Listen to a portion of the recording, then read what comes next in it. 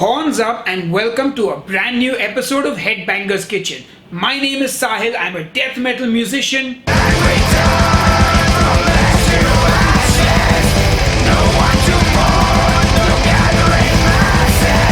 And I'm also the author of the recipe book called Keto Life. Hey folks, so today I'm going to be giving you a 5-ingredient keto meal plan including breakfast, lunch and dinner.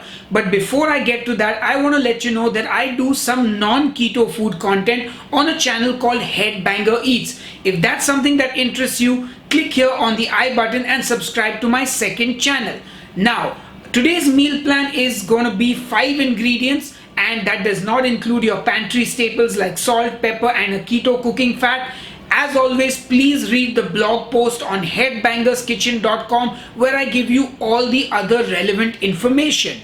And I'd like to give a huge shout out to Tony Young, Dustin aka Keto Simple, Tony Mikus, Cynthia Bennett, Alicia Dial, Jenny Leckie, Stephanie Dooley, and Joe Forbes. Thank you all for buying my cookbook and supporting Headbangers Kitchen. And if you have bought my cookbook or you got some Headbangers Kitchen merchandise, send me your pictures to headbangerskitchen@gmail.com. Alright, so on to the meal plan now. For breakfast, you are going to be having a delicious spinach and feta frittata. Frittatas are easy to make and they're perfect for meal plan and meal prep.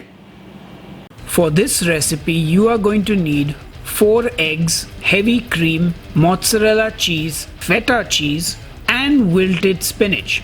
Now, wilted spinach is basically cooked spinach, yeah? So, all you gotta do is get your pan on the stove, maybe heat up some butter, put the spinach in the pan, and remember, spinach shrinks like 4 times its size. So, a whole lot of spinach becomes a whole little of spinach.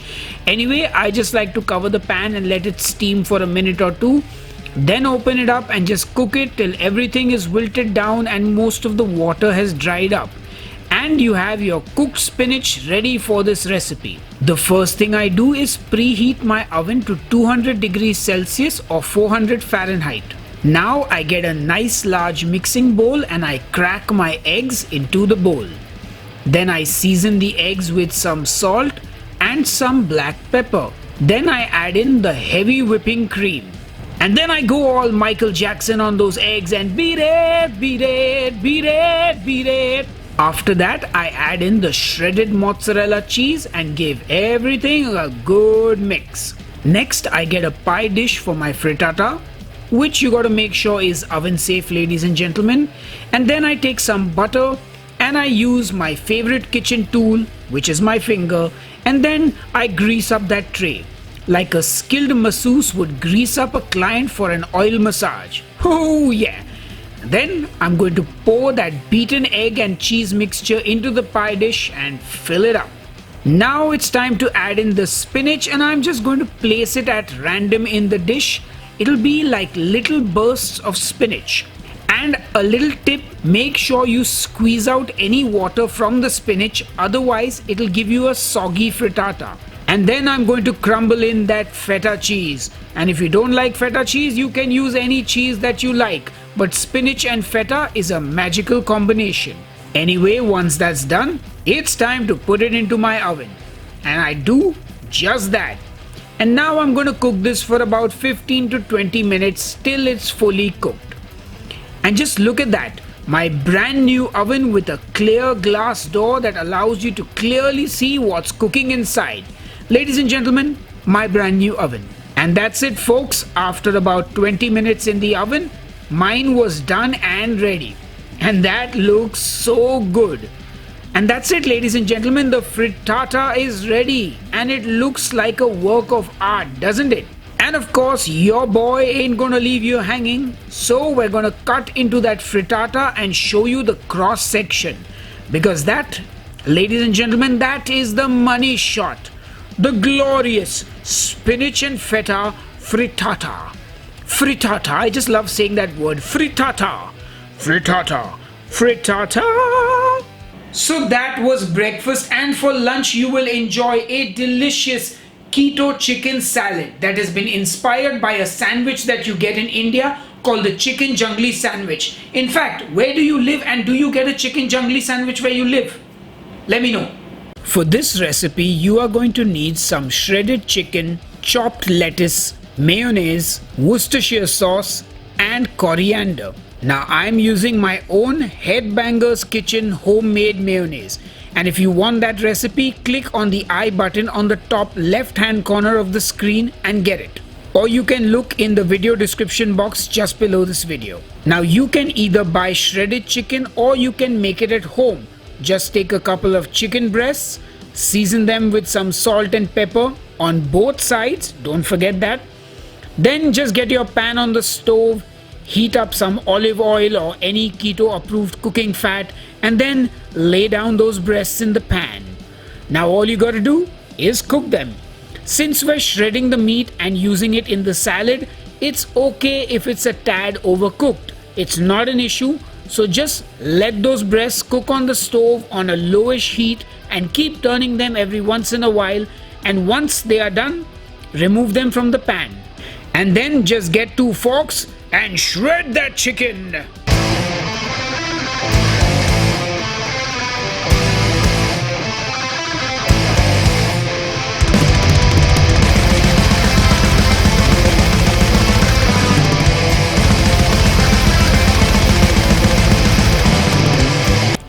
If you have no idea how to chop lettuce, here is a quick demonstration.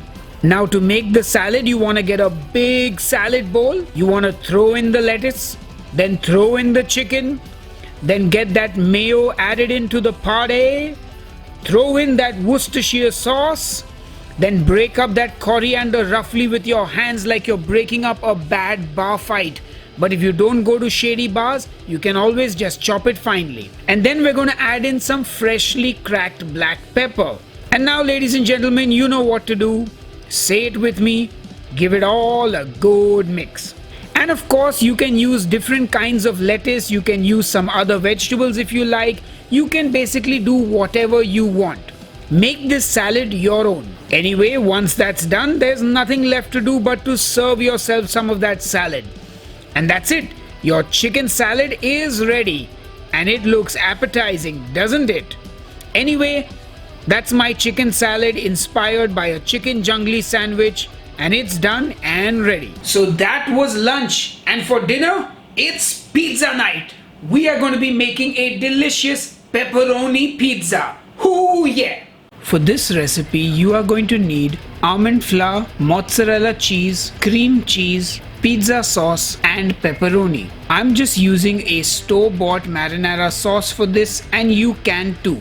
Don't let the keto police bully you. Anyway, I'm going to get a bowl now and I'm going to add my mozzarella cheese into that as well as my cream cheese, and then microwave it for 30 seconds or till the cheese has fully melted. Now I gave it a good mix, but since my mozzarella was from the freezer, I zapped it for another 20 seconds in the microwave to melt it.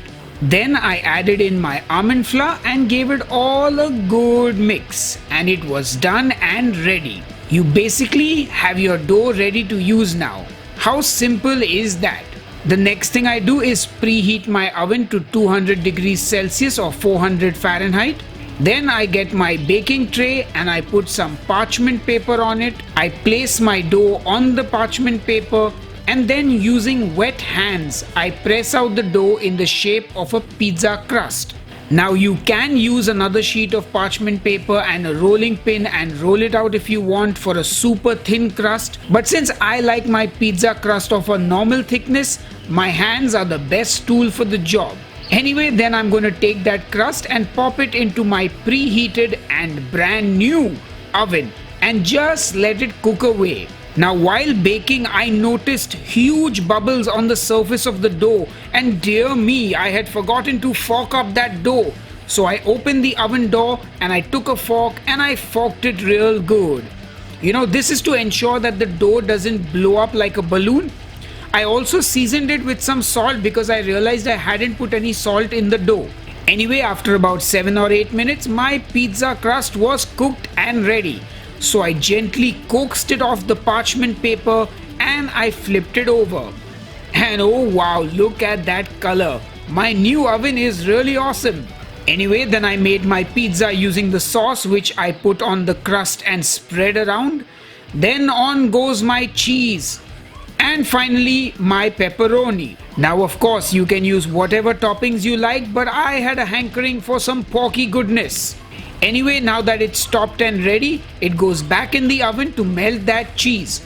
Now, I'd recommend using the broiler setting on your oven since the base is already cooked. And ta-da! After a few minutes, my pizza is ready. And it looks glorious with all that bubbling cheese and that pepperoni. Now I'm going to transfer it to my cutting board and slice away. Since this is a small, almost pan-sized pizza, I'm just going to cut it into 4 pieces. And that's it, folks. Your pepperoni pizza on a crust that's made without eggs is ready. And you know what? This is a pizza you can eat on a regular weeknight as well. Ready in just a few minutes. Definitely give this a try.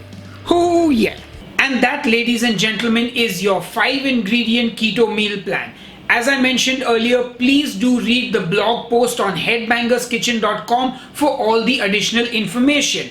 And if you enjoyed this video, do smash that like button, subscribe to Headbangers Kitchen for more awesome keto recipes, and please hit the bell icon so you get a notification when I upload a new video. Anyway, till the next episode, cheers and keep cooking. Hey folks, let me know in the comments, do you prefer 5-ingredient meal plans or 3-ingredient meal plans? Let me know in the comments below.